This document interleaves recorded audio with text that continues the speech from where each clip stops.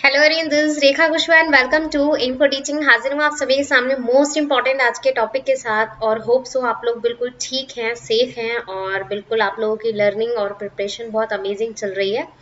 सो info teaching से आप लोग जुड़े हुए हैं तो कहीं ना कहीं एक पॉजिटिव सपोर्ट एक तरीके से आप लोगों को मिल रहा है और साथ ही साथ आप लोगों का मोटिवेशनल जो इंस्पिरेशनल फीडबैक है वो भी मुझे कहीं ना कहीं मजबूर कर रहा है आप लोगों के लिए कंटेंट लाने के लिए। तो मजबूरी नहीं कहूंगी इसे, तो ये आप लोगों का सपोर्ट है, आप लोगों का प्यार है और कुछ भी छोटा मोटा छोटी चीजें या एक तरीके से जिसे मैं कहूंगी जो भी मैं आप लोगों को टीचिंग के लेवल पे कुछ भी सिखाने की कोशिश कर रही हूँ तो वो कहीं ना कहीं सक्सेस है और आप लोगों की बदौलत ही है। सो सबसे पहले तो थैंक यू एवरीवन जो भी कैंडिडेट्स मुझसे जुड़ते हैं, जुड़े हुए हैं और आगे भी आप लोग ऐसे ही जुड़े रहेंगे। आप लोगों से बस यही एक विनती है, रिक्वेस्ट है। सो स्टार्ट करेंगे आज के मोस्ट इंपॉर्टेंट टॉपिक को। बहुत ही अमेजिंग टॉपिक है, डिस्कस करने वाले हैं जो हम एज अ पेडागोजी लेवल पर, ठीक है, दल शिक्षण विधि यानी कि टीम टीचिंग मेथड और सूक्ष्म शिक्षण या माइक्रो टीचिंग, मतलब दोनों ही अलग अलग टॉपिक है और इन दोनों में जो डिफरेंस है उसे आज हम डिस्कस करने वाले हैं। सो होप सो आप लोग बिल्कुल सुन रहे हैं, मुझे समझ पा रहे हैं, तो एक बार मुझे कमेंट करके जरूर बताइए कि आप लोग प्रॉपर तरीके से सुन रहे हैं मुझे। या हेलो दिव्यांशी, वेलकम है आपका। और नहीं, अभी तक ऐसी कोई इन्फॉर्मेशन नहीं आई है दिव्यांशी कि एक तरीके से जो सीटेट है वो हमारा दिसंबर के अकॉर्डिंग भी नोटिफिकेशन कोई ऐसा नहीं आया है। इवन सितंबर के अकॉर्डिंग नवंबर कोई भी अभी तक, सितंबर अक्टूबर नवंबर दिसंबर अभी तक को तो ऐसा कोई नोटिफिकेशन इवन जो उड़ती उड़ती मतलब एक तरीके से है। हाँ, स्क्रीन नॉट क्लियर, एक बार आप क्लियर कीजिए एक बार मुझे, क्योंकि यहाँ पर तो ओके चल रहा है सब कुछ। हाँ, रिफ्रेश कर लीजिए आप, एक बार रिफ्रेश कर लीजिए ताकि आपको क्लियर हो जाए। और वैसे यहाँ पर तो ओके चल रहा है बाकी। हाँ बिल्कुल। फर्स्ट ऑफ ऑल आप लोग पूरी तरीके से इन्फो टीचिंग से और मुझसे जुड़ सकते हैं। लिंक आप लोगों को डिस्क्रिप्शन में दिए गए हैं, सभी लिंक से जुड़ें और इन्फो टीचिंग को पॉजिटिव फीडबैक एंड सपोर्ट दें ताकि मैं यूं ही आप लोगों के सामने क्लासेस लेकर आती रहूं। आप लोगों का मोटिवेशन अगर मुझे ऐसे ही मिलता रहेगा तो मैं यूं ही आप लोगों के सामने क्लासेस कंटिन्यू रखूंगी। आज की क्लास में छोटी सी चीज और मैंने ऐड कर दी है और वो है क्वेश्चंस। आज की जो क्लास होगी, क्योंकि अभी तक मैंने पेडागोजी के दो टॉपिक करवाए हैं तो मैंने क्वेश्चंस नहीं लिए थे, ओनली नॉर्मली, हाँ नॉर्मली सिर्फ टॉपिक को डिस्कस किया था बट उसमें एज अ मतलब क्वेश्चंस नहीं थे। अब आज की क्लास में हम क्या करेंगे, टॉपिक को तो डिस्कस करेंगे, साथ के साथ कुछ क्वेश्चंस भी लेंगे जिससे आप लोग एक पता चल जाएगा आप लोगों को कि कहीं ना कहीं आप लोग ने अच्छे से समझ लिया उसे। तो सबसे पहले हम डिस्कस करने वाले हैं सूक्ष्म शिक्षण को और जो भी कैंडिडेट्स आ चुके हैं so give your positive feedback and हाँ कमेंट करके आप लोग अपना नेम शेयर कीजिए कौन कौन आ चुका है। और साथ ही आज का जो टॉपिक हम डिस्कस करने वाले हैं वो आप लोगों के लिए कंटिन्यू होगा। कोई भी चीज एज अ रिटन बेस्ड नहीं है, ओरल तरीके से हम पूरा समझेंगे एक्चुअल में सूक्ष्म शिक्षण क्या होता है, माइक्रो टीचिंग क्या होता है। एक एग्जाम्पल मैं आप लोगों को दूं, ठीक है। हाँ हेलो संदीप, वेलकम है आपका। सूक्ष्म शिक्षण के अकॉर्डिंग मैंने क्या किया, एक छोटा सा एग्जांपल, क्योंकि मैंने हमेशा क्या किया है अपनी एक्सपीरियंस के जरिए जो भी चीजें गेन की हैं उसमें मैंने यही जाना है कि अगर आप लाइव प्रूफ दिखाते हो या लाइव एग्जांपल देते हो जो ऐसे हमारी डेली रूटीन में हो रहे हैं, ठीक है, तो डेली रूटीन वाले एग्जांपल्स मैं आप लोगों को दूंगी तो शायद आप लोगों को पूरा टॉपिक कवर हो जाएगा, समझ आ जाएगा। तो लाइव एग्जांपल यहाँ पर मैं आप लोगों को दूंगी एक तरीके से। फॉर एग्जाम्पल के लिए मेरे सामने जैसे मैं बात करूंगी यहाँ पर दिव्यांशी की। दिव्यांशी ने कल मुझसे पूछा था कि मैम सूक्ष्म शिक्षण क्या होता है, माइक्रो टीचिंग क्या होता है। इन्होंने क्लास में पूछा था कल जब हमने 9:30 बजे की क्लास रखी थी उसके अंदर, तो इन्होंने मुझसे डिस्कस किया था कि मैम इसके बारे में समझा दीजिए। तो मैंने स्पेशली इन्हें ये बोला था कि हम इस टॉपिक को डिस्कस करेंगे, ठीक है। तो ये जो टॉपिक है देखा जाए तो 10 से 15 मिनट का है या 5 से 10 मिनट का है, ठीक है, उसी में ही आप लोगों को समझ आ जाएगा कि इस टॉपिक में है क्या।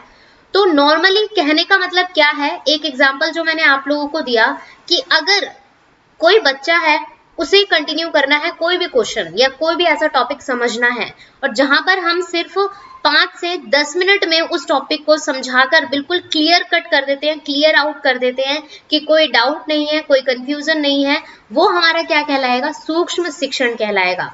मतलब कि छोटे लेवल पर, स्मॉल लेवल पर, छोटे लेवल यानी कि स्मॉल लेवल, लघु रूप जिसे बोला जाता है शुद्ध हिंदी में लघु रूप, ये सूक्ष्म शिक्षण है। क्या है? लघु रूप है, छोटा लेवल है। छोटे लेवल पर क्या किया जाता है? एक तरीके से कंटिन्यू किया जाता है। ठीक है, एक और एग्जाम्पल, लाइव एग्जाम्पल, आप लोगों ने 9th 10th 11th 12th में हम क्या करते हैं कि साइंस का नॉर्मली पीरियड रहता है, विषय रहता है। तो साइंस में क्या होता है कि बहुत छोटे छोटे एक्सपेरिमेंट्स होते हैं जो टीचर हमें समझाते हैं। तो छोटे छोटे एक्सपेरिमेंट्स के अकॉर्डिंग वो हमें समझाते हैं और कई चीजों को बताते हैं। तो वो क्या करते हैं, एक तरीके से कोई भी ऐसा टॉपिक है, अगर जर्मिनेशन है, ठीक है, सीड जर्मिनेशन का एक टॉपिक है, ठीक है, और सीड जर्मिनेशन की पूरा प्रोसेस हमें एज अ टीचर जो है हमारे सामने उसे डिस्कस करना चाहता है, तो वो एक एक्सपेरिमेंट करना चाहता है। इसके जरिए मतलब एक्सपेरिमेंट के जरिए एक तरीके से क्या दिखाना चाहता है, वो उसे समझाना चाहता है उस एक्सपेरिमेंट को। ठीक है, तो कम से कम क्लास में क्या है, 40 स्टूडेंट्स हैं। क्लास में कितने स्टूडेंट्स हैं? 40 स्टूडेंट्स हैं। तो उस टीचर ने क्या किया, इन 40 स्टूडेंट्स को 10-10 स्टूडेंट्स में डिवाइड कर दिया। ठीक है, 10-10 स्टूडेंट्स में डिवाइड कर दिया, 40 स्टूडेंट हो गए, क्लियर। तो उस टीचर ने क्या किया कि पहले फर्स्ट राउंड में उसने पहले 10 बच्चों को बुलाया और पूरा सीड जर्मिनेशन का प्रोसेस बता दिया, करके दिखाना जैसे बोलते हैं, सारी चीजें कर ली। ठीक है, फर्स्ट राउंड भी हो गया। तो यहाँ पर क्या है, बच्चों ने कैसे सीखा है, एक एक करके सीखा है। एक एक करके सीखना ही हमारा क्या कहलाता है, सूक्ष्म शिक्षण कहलाता है। ध्यान रखेंगे कौन कौन से पॉइंट्स मैं बता रही हूँ। लघु रूप कहलाता है, एक एक करके सीखना कहलाता है। फिर दूसरा राउंड हुआ, दूसरे राउंड में 10 बच्चे अगेन आए, मतलब दूसरी बार नेक्स्ट जो 10 स्टूडेंट्स थे वो गए, फिर थर्ड राउंड में, फिर फोर्थ राउंड में। इससे क्या हुआ, एक एक करके बच्चों ने सीखा, अच्छे से सीखा। ठीक है, और ये जो टॉपिक था वो एज अ 45 मिनट्स में क्या हो गया, बिल्कुल कंप्लीट हो गया। इट मींस यहाँ पर बच्चों ने 5 से 10 मिनट में, एक राउंड 5 से 10 मिनट का था, सिर्फ 5 से 10 मिनट का। ठीक है, दूसरा राउंड भी 5 से 10 मिनट, तीसरा चौथा 5, ऐसे ही जितने भी राउंड्स होंगे वही। तो नॉर्मली जो टाइम लग रहा है वो 5 से 10 मिनट तो लग रहा है, बट सभी बच्चों के दौरान कितना टोटल टाइम लगेगा, 45 मिनट, जिसके अंदर पूरा डिस्कशन भी हो जाता है, पूरे डाउट्स भी क्लियर हो जाते हैं स्टूडेंट्स के, बच्चों से क्वेश्चन आंसर्स भी पुट कर लिए जाते हैं। तो नॉर्मली इस बात को हमें इतना ध्यान नहीं रखना है। हम नॉर्मली हमें जो बात ध्यान में रखनी है वो ये याद रखनी है कि वह शिक्षण जहां पर कम समय लगता हो। ठीक है, पहला पॉइंट आप लोग याद रखेंगे, जहां पर कम समय लगता हो। ठीक है, कम समय यानी कि 5 से 10 मिनट में उस टॉपिक को क्या करवा दिया जाता है, क्लियर करवा दिया जाता है। No confusion, no doubt, no query. ठीक है, ये छोटा रूप है, ये भी पता चल गया। इससे क्या होता है, एक एक करने का या एक एक करके देखने का मौका मिलता है। एक एक जो बच्चा है वो करके देखकर सीख रहा है, वो भी है इसके अंदर। ठीक है, और साथ ही ये एक तरीके से साइंस के लेवल पर जो प्रयोगशाला, इसे नॉर्मली प्रयोगशाला विधि भी कहा जाता है।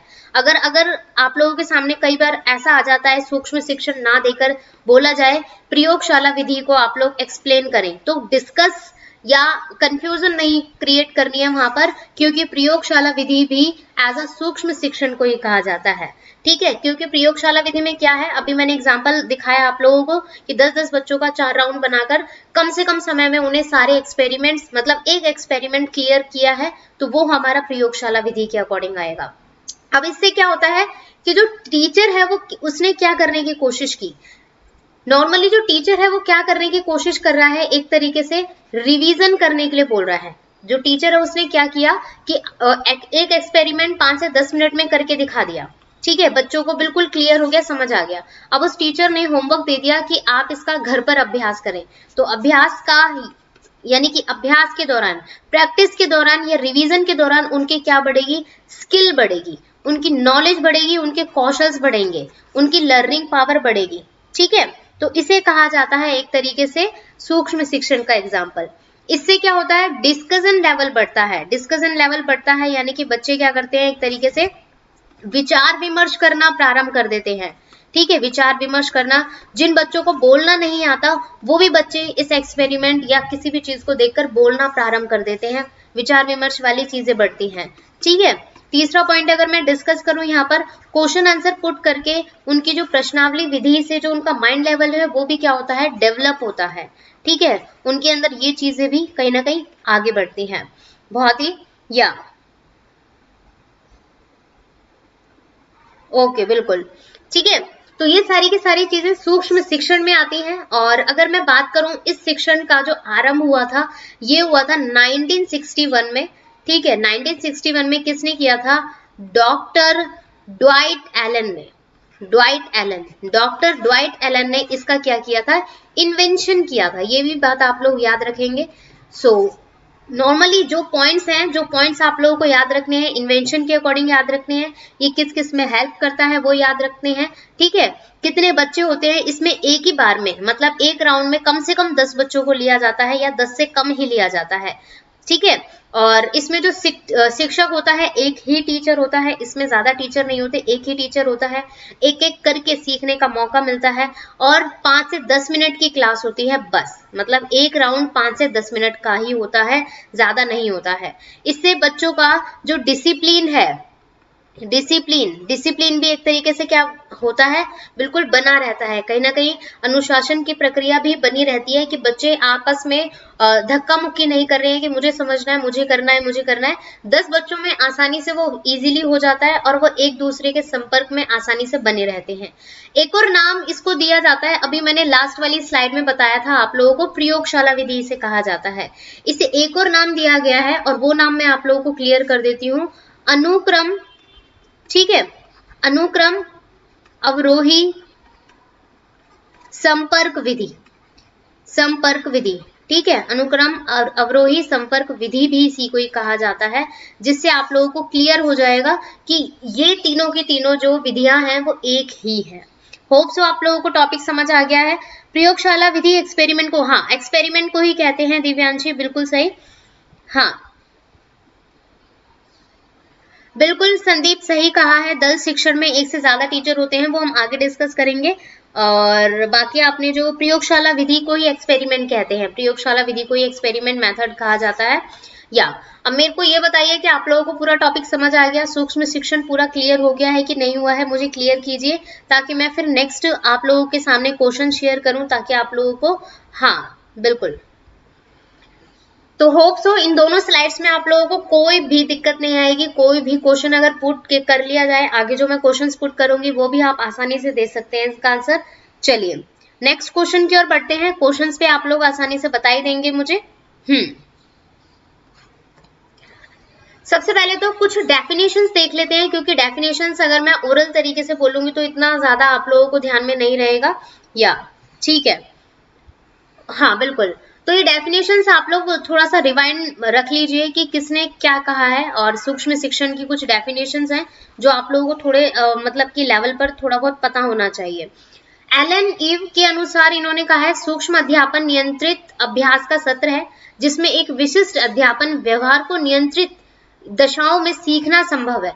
मतलब व्यवहार, बिहेवियर, यहाँ पर जो बच्चों का बिहेवियर है वो एक तरीके से क्या हो जाता है, बिल्कुल अपने आप में कंट्रोल में आ जाता है। व्यवहार नियंत्रण तो है ही, क्योंकि जब ज्यादा बच्चे, अगर फॉर एग्जांपल के लिए मैं क्या कर रही हूँ, 40 बच्चों को एक्सपेरिमेंट करवा रही हूँ, सीड जर्मिनेशन का एक्सपेरिमेंट कराया मैंने 40 बच्चों को, तो 40 बच्चे एक लैब में आ गए हैं और वो एक दूसरे से क्या कर रहे हैं, धक्का मुक्की कर रहे हैं। कोई किसी से कुछ इश्यू कर रहा है, कोई किसी से कोई आर्ग्यूमेंट कर रहा है, किसी को आगे रहना है, किसी को पीछे रहना है, कोई चाहता है मैं यहाँ पर बैठना चाहता हूँ। ये सारी चीजें बच्चों में होती हैं। तो ये सारी चीजें ना हो, इसलिए सूक्ष्म शिक्षण का क्या किया गया, आविष्कार किया गया, ताकि कम से कम बच्चे एक साथ होकर अच्छे से सीख सके। और इसमें ज्यादा टाइम भी नहीं लगा है, आसानी से पूरे राउंड को कंप्लीट करने में कम से कम 40 से 45 मिनट लगते हैं। और नॉर्मली 40 से 45 मिनट का ही एक विषय, एक पीरियड का टाइम ड्यूरेशन रहता है। तो इसीलिए इस सूक्ष्म शिक्षण की क्या की गई, एक तरीके से पहल की गई और ज्यादातर इनको यूज भी किया जाता है।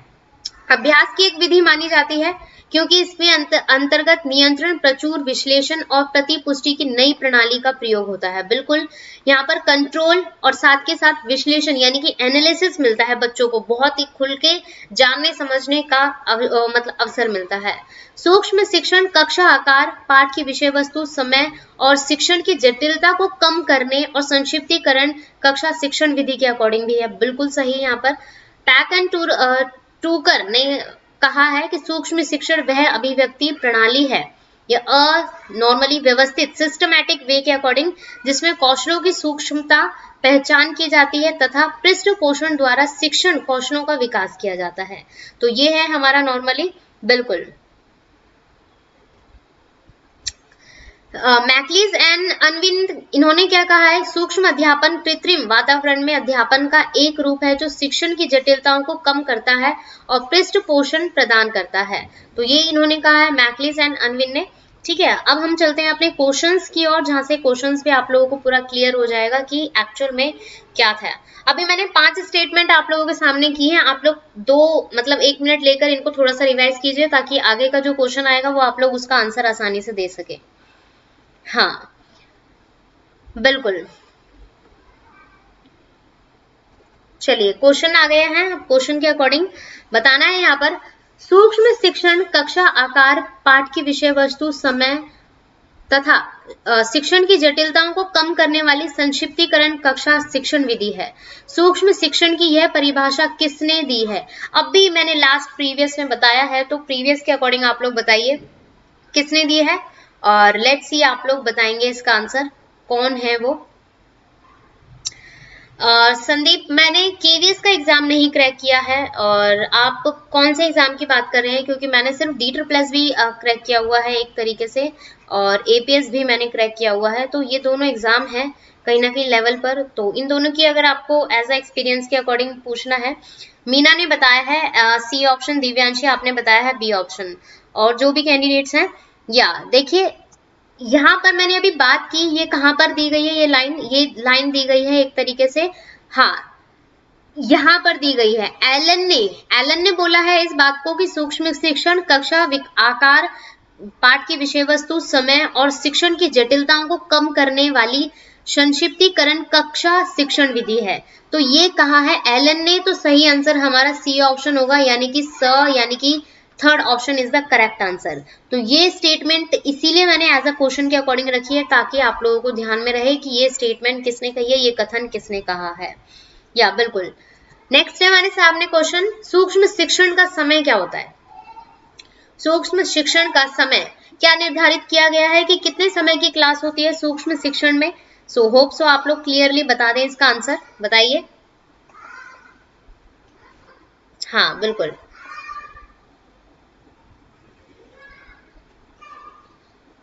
टीचिंग एग्जाम के बारे में ठीक है, एक बार मैं कोशिश करूंगी संदीप जल्द से जल्द एक वीडियो लेकर आऊं जिसमें मैं ये अपना एक्सपीरियंस शेयर कर सकूं। या बी ऑप्शन है, बिल्कुल करेक्ट है यहाँ पर दिव्यांशी, मीना, बिल्कुल सही आंसर बी ऑप्शन ही है। 5 से 10 मिनट, 5 से 10 मिनट का ही समय रहता है सूक्ष्म शिक्षण में, ज्यादा टाइम नहीं रहता है।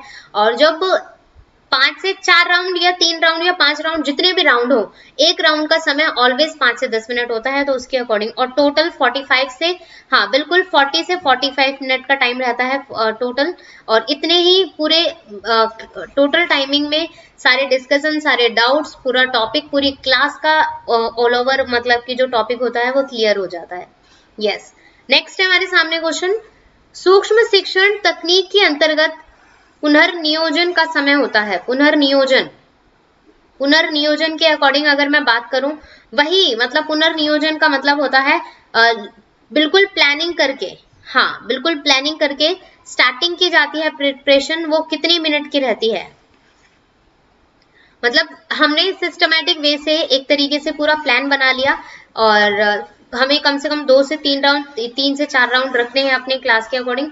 वही सेम क्वेश्चन है प्रीवियस वाला ही, तो इसमें भी आप लोग आसानी से आंसर दे ही देंगे। हाँ या बिल्कुल करेक्ट है, बिल्कुल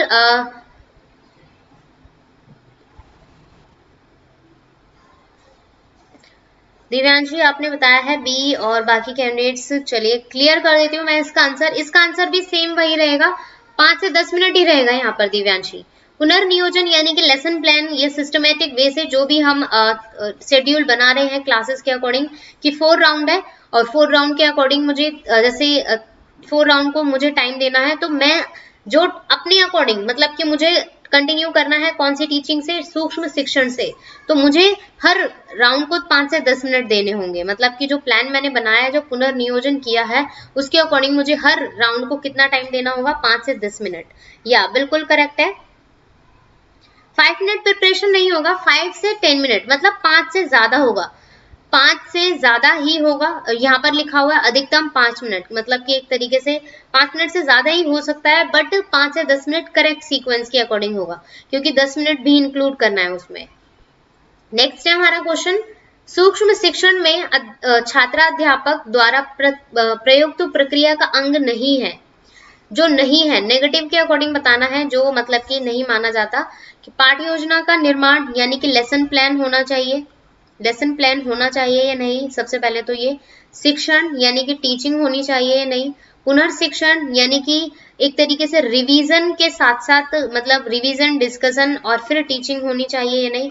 या उद्देश्य कथन, तो उद्देश्य कथन मतलब कि एम नहीं सोचा जाता है इसके अंदर, या एम सोचा जाता है, तो कौन सा ऑप्शन नहीं के अकॉर्डिंग आएगा। छात्रों से रिलेटेड बताना है, छात्रों को कहीं ना कहीं इंक्लूड करना है, स्टूडेंट से रिलेटेड बताना है, स्टूडेंट्स कौन से ऑप्शंस को एक तरीके से नहीं चाहेंगे। सी ऑप्शन बता रहे हैं और बाकी कैंडिडेट्स भी बताएं इसका answer. Let's see, C option, C option इसका सही नहीं है, सी ऑप्शन नहीं होगा करेक्ट। करेक्ट है हमारा इसका डी ऑप्शन, उद्देश्य कथन। उद्देश्य कथन होगा, नहीं नहीं नहीं नहीं नहीं, फिफ्थ नहीं है, फोर्थ क्वेश्चन है ये, ठीक है। इसका आंसर डी ऑप्शन होगा, क्योंकि देखिए बच्चा क्या चाहेगा, कि बच्चा चाहेगा कि उसे लेसन प्लान यानी कि एक पाठ योजना की तरह पढ़ाया जाए। बच्चा ये भी कहा जाए, बच्चा ये भी चाहेगा कि उसको अच्छे से शिक्षण मिले, उसको अच्छे से टीच किया जाए, ठीक है। और पुनः शिक्षण का मतलब है एक तरीके से रिवीजन, डिस्कशन और टीचिंग, ये तीनों एक साथ मिल रही हैं, ताकि बच्चा अच्छे से रिवाइड भी कर सके, अच्छे से डिस्कशन, विचार विमर्श भी कर सके, और फिर जाके उसे अच्छे से शिक्षण भी मिल सके, तो ये भी चाहेगा। उद्देश्य कथन नहीं होता बच्चों के अकॉर्डिंग। उद्देश्य कथन कब आता है, कि ये नहीं है कि बच्चे ने ये टॉपिक पढ़ लिया तो उसका उद्देश्य क्या है बताइए, ये सब चीजें होती हैं एक तरीके से, ये लेवल के अकॉर्डिंग होती हैं, बट इस क्वेश्चन के अकॉर्डिंग, सूक्ष्म शिक्षण के अकॉर्डिंग कौन सा नहीं होगा, तो वो उद्देश्य कथन नहीं होगा, क्योंकि सूक्ष्म शिक्षण में ये प्लान नहीं किया जाता कि आपका उद्देश्य क्या है। बच्चों को ये चीज नहीं बताई जाती कि आप इस टॉपिक को या इसको कर रहे हैं तो इसका उद्देश्य क्या होगा, तो नॉर्मली वहां पर फोर्स नहीं किया जाता उद्देश्य पर, बाकी तीनों ऑप्शंस पर फोर्स किया जाता है। तो सही आंसर हमारा एक तरीके से डी ऑप्शन होगा, जो नेगेटिव है, जो नहीं है, या बिल्कुल। नेक्स्ट चलते हैं, लास्ट क्वेश्चन है ये इसका, फिर हम अपने टीम टोली वाले पर आएंगे, टीम टोली जिसे कहते हैं। सूक्ष्म शिक्षण में कक्षा का आकार होता है कितने विद्यार्थियों का, बहुत ही इजी है, मैंने अभी बार बार रिपीट किया था जब मैंने इसे स्टार्ट किया था पढ़ाना। सूक्ष्म शिक्षण में कक्षाओं का आकार 5 से 10 विद्यार्थी होते हैं, 10 से 20 होते हैं, 10 से 15 होते हैं, 20 से 15 होते हैं, तो बताइए क्या आंसर होगा यहाँ पर। या बिल्कुल A option is the correct answer. 5 से 10 विद्यार्थी ही रहते हैं, ओनली 5 से 10 स्टूडेंट का ही ग्रुप बनाया जाता है, चाहे वो 5 ग्रुप बनाए जा रहे हो, चाहे 6 ग्रुप बनाए जा रहे हो, चाहे 4 हो, चाहे 3 हो, चाहे 2 हो, ठीक है। तो जितने भी ग्रुप हो सभी में जो लेवल रहेगा बच्चों का वो 5 से 10 का ही होगा, या बिल्कुल करेक्ट है। अब चलते हैं अपने दल शिक्षण विधि की ओर, टीम टीचिंग मेथड।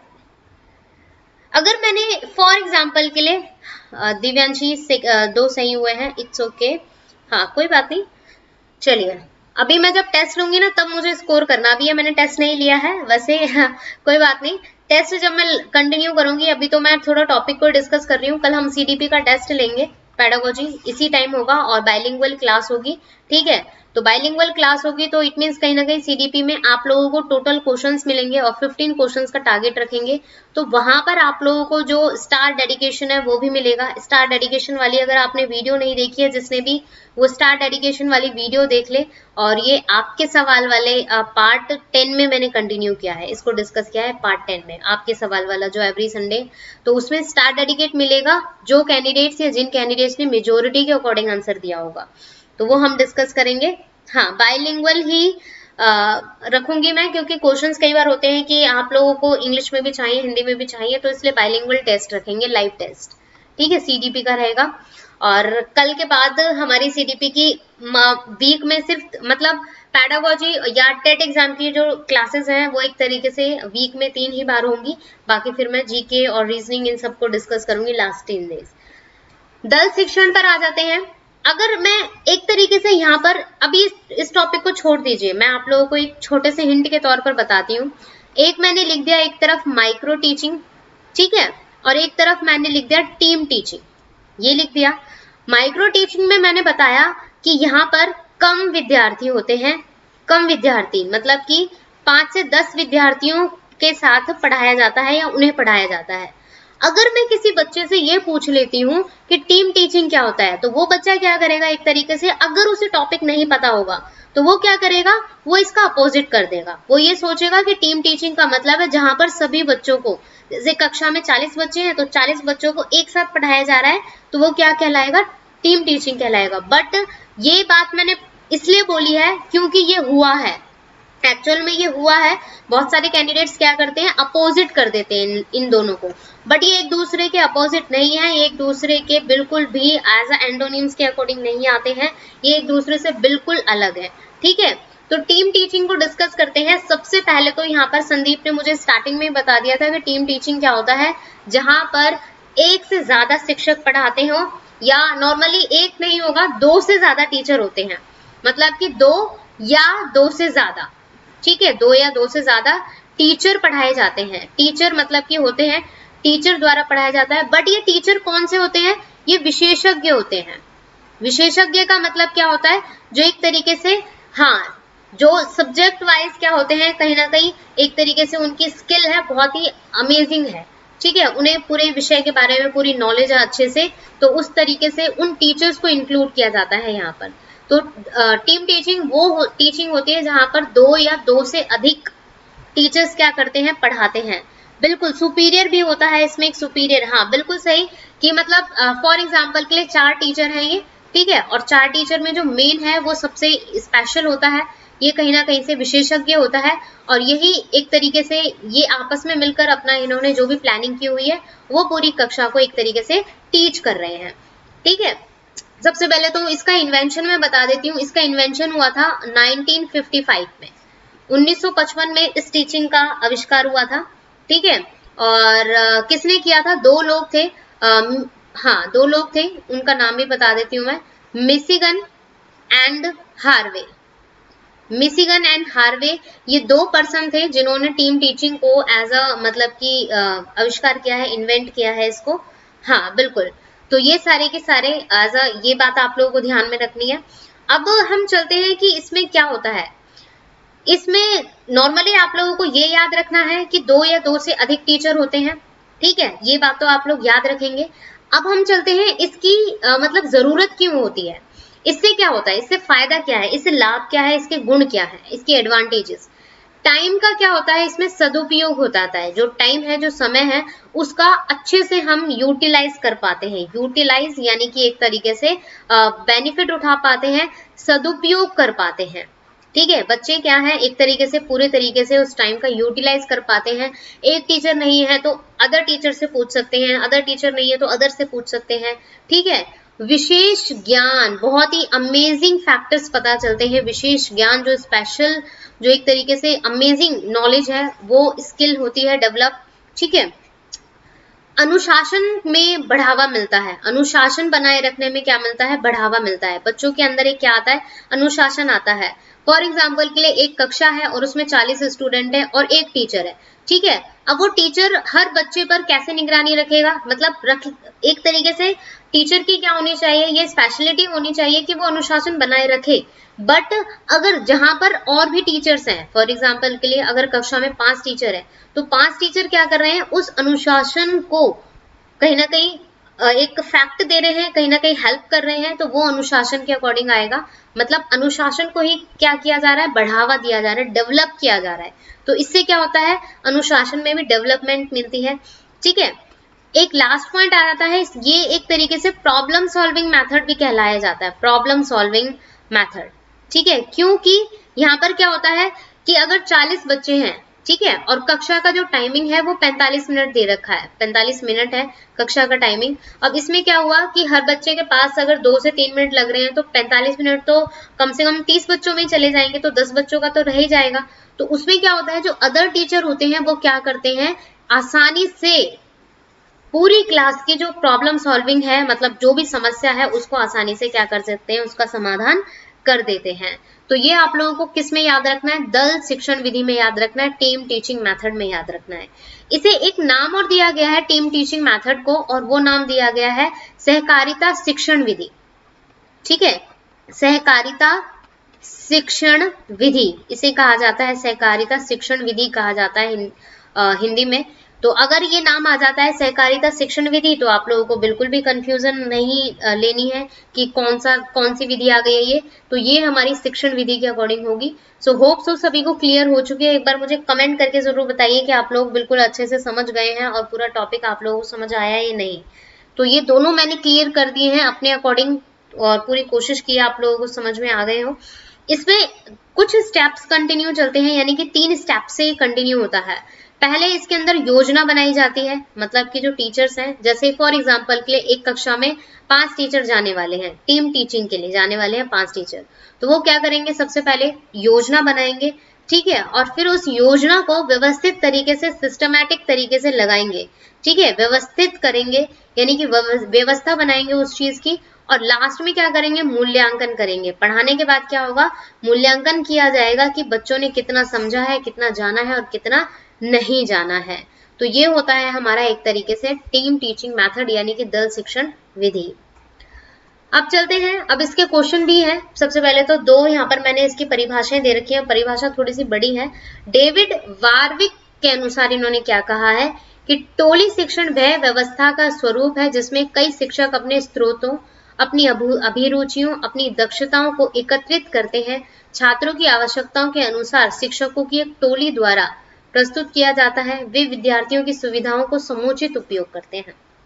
ठीक है, और प्रो कार्लो ऑल्सन महोदय ने कहा है कि अतिरिक्त ज्ञान एवं कौशल से युक्त 2-3 अध्यापक परस्पर सहयोग से किसी शीर्षक की सूक्ष्म शिक्षण योजना का निर्माण करते हैं एवं एक ही समय में छात्र समूह को पढ़ाते हैं तथा वे विधि दल शिक्षण विधि कहलाती है। वही सेम चीज दोनों में बात की गई है कि एक से ज्यादा टीचर रहते हैं, एक से ज्यादा टीचर रहकर वो अपनी दक्षताओं, अपनी अभिरुचियों, अपने एप्टीट्यूड को कंटिन्यू करके पढ़ाते हैं। वो एक तरीके से क्या कहलाता है, दल शिक्षण की परिभाषाओं के अकॉर्डिंग उसकी डेफिनेशन। या अब है क्वेश्चन जो आप लोगों को ध्यान में रखना है कि शिक्षण टोली में टोटल कितने अध्यापक होते हैं। बहुत ही इजी क्वेश्चन है, इसका आंसर बताएंगे आप लोग। 1 अध्यापक, ठीक है, 1 अध्यापिका, 1 भी अध्यापक नहीं, या 2 से अधिक अध्यापक, अध्यापक या अध्यापिका, मतलब एक तरीके से यहाँ पर ये भी आ जाएगा। हाँ, कौन सा ऑप्शन होगा यहाँ पर, 1 अध्यापक होता है, 1 अध्यापिका होती है, 1 भी अध्यापक नहीं होते, या 2 से अधिक या अध्यापक अध्यापिका होते हैं। तो बिल्कुल यहाँ पर करेक्ट आंसर एक तरीके से डी ऑप्शन ही होगा। अभी मैंने बात की स्टार्टिंग में ही, तो डी ऑप्शन हमारा करेक्ट होगा। 2 से अधिक अध्यापक या अध्यापिका पाए जाते हैं, उसे टोली शिक्षण कहा जाता है, उसे टीम टीचिंग कहा जाता है, टीटी। ठीक है, नेक्स्ट है हमारे सामने क्वेश्चन, टोली शिक्षण का कौन सा गुण नहीं माना जाता। नो, नहीं है, नेगेटिव के अकॉर्डिंग। ठीक है, तो मतलब एक ऑप्शन ऐसा होगा जो नहीं होगा, बाकी तीनों ऑप्शन होंगे। तो बताएंगे, यह विशेष ज्ञान प्रदान करती है। क्या होता है, हाँ बिल्कुल होता है। समय, धन और शक्ति का सदुपयोग होता है, बिल्कुल होता है। छात्रों में अनुशासन भावना का विकास होता है, हाँ बिल्कुल होता है। छात्रों को विभिन्न विषयों की आधुनिकतम जानकारी प्राप्त नहीं होती है, हाँ तो नहीं होती है, तो इट मीन्स नहीं, ऐसा नहीं है, एक्चुअल में होती है, यानी कि नहीं नहीं आएगा, ये सेकंड का डी आएगा, बिल्कुल करेक्ट, क्योंकि ये एक तरीके से होता है। बच्चों की आधुनिकतम जानकारी क्या होती है, उन्हें नई नई चीजों के बारे में पता चलता है, तो ये होता है हमारा इस 4th ऑप्शन में। या बिल्कुल करेक्ट है 4th ऑप्शन के अकॉर्डिंग। तो ये 2 क्वेश्चन थे इसी के अंदर जो मैंने डिस्कस कर लिए हैं। ज्यादा ऐसे कोई ऐसा टिपिकल क्वेश्चन नहीं आएगा जिससे आप लोगों को लगे कि ये क्या पूछ लिया गया है। ठीक है, तो ये थे कुछ टॉपिक जो एज अ मैंने इंपॉर्टेंट टॉपिक के अकॉर्डिंग डिस्कस कर लिया है। होप सो पूरा टॉपिक आप लोगों को समझ आ गया हो। So keep learning. First of all आप लोग पूरे तरीके से इन्फो टीचिंग से और मुझसे जुड़ जाइए। सो प्लीज आप लोगों से एक यही रिक्वेस्ट है, शेयर जरूर कीजिए इस कंटेंट को, प्लीज जितना हो सके ज्यादा से ज्यादा स्टूडेंट्स तक पहुंचाइए, ताकि हर कोई यहाँ पर टीच कर सके। एक तरीके से मतलब टीचिंग के जरिए कहीं ना कहीं अपने आप को एज अ लर्न कर सके, सीख सके, बहुत अमेजिंग चीजों को सीख सके। क्योंकि मैं चाहती हूँ ज्यादा से ज्यादा कैंडिडेट्स रहें और एक मतलब कंपटीशन लेवल काफी अमेजिंग बना रहे। आप लोग कहीं ना कहीं बहुत सारी चीजें कंटिन्यू करें, वो सारी चीजें मुझे चाहिए, तो प्लीज कंटिन्यू करें अपना positive feedback and support. So thanks for watching, keep learning. मिलते हैं अपने नेक्स्ट टॉपिक की ओर। कल सबसे पहले तो 9:30 बजे हम रख रहे हैं आज की क्लास, मतलब जो हमारी एजुकेशनल साइकोलॉजी स्पेशल चल रही है उसमें हम हेरिडिटी एंड एनवायरनमेंट को डिस्कस कर रहे हैं। और कल जो 2 बजे की क्लास रहेगी उसमें हम डिस्कस करने वाले हैं मतलब एक तरीके से सीडीपी का लाइव टेस्ट जो बाइलिंगुअल होगा। So thank you, keep learning. मिलते हैं अपनी नेक्स्ट क्लास में, और be safe, be happy and अपनी फैमिली का भी ध्यान रखें, अपना भी ध्यान रखें। Thank you.